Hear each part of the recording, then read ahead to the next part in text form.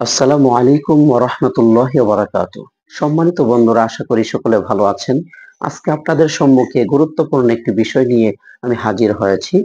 আজকে আপনাদেরকে আমি জানিয়ে দেব এমন একটা গুরুত্বপূর্ণ বিষয়, যে বিষয়টি জানা অতীব জরুরি। যে সমস্ত সন্তানেরা মা-বাবার কথা শুনতে চায় না, অনেক জিদ করে, অনেক রাগান্বিত অবস্থায় থাকে, অল্পতেই অনেক চিৎবিট করে, এমনভাবে লাফালাফি শুরু করে দেয়, কান্নাকাটি করে, অনেক জ্বালা যন্ত্রণার মধ্যে আছেন। ওই সমস্ত মা-বাবার জন্য আজকে গুরুত্বপূর্ণ একটি ভিডিও হতে যাচ্ছে।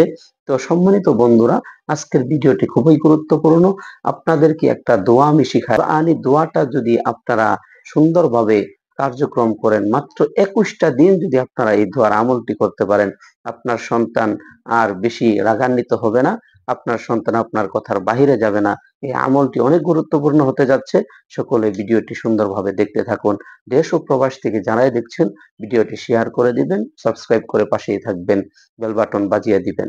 সম্মানিত বন্ধুরা, আজকের যে ভিডিওটি আপনারা দেখতে পাচ্ছেন, এই ভিডিওটির মধ্যে আপনাদেরকে একটা দোয়া শিখায় দেওয়া হবে। এই দোয়াটি যদি 7বার করে প্রতিদিন 7বার করে আপনার সন্তানের 7বার পড়ে আপনার সন্তানের কানের মধ্যে ফুঁক দেন, তাহলে আপনার সন্তানের জিদ, রাগ, গুসা সব মাটিতে পরিণত হয়ে যাবে। দোয়াটি গুরুত্বপূর্ণ, শুনে নেন। আফা গায়রা দীনিল্লাহি ইয়াবগুনা ওয়া লাহু আসলামা মান ফিস সামাওয়াতি ওয়াল আরদি তাওআন ওয়া কারহান ওয়া ইলাইহি ইরজাউন। দোয়াটি আবার, আফা গায়রা দীনিল্লাহি ইয়াবগুনা ওয়া লাহু আসলামা মান ফিস সামাওয়াতি ওয়াল আরদি তাওআন ওয়া কারহান ওয়া ইলাইহি ইরজাউন। এই দোয়া দিন পর্যন্ত আমল করবেন, ইনশাআল্লাহ। ইনশাআল্লাহ আপনার সন্তানের রাগ গুসা সব কমে যাবে।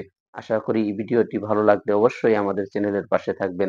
আসসালামু আলাইকুম ওয়া রাহমাতুল্লাহি ওয়া বারাকাতুহু।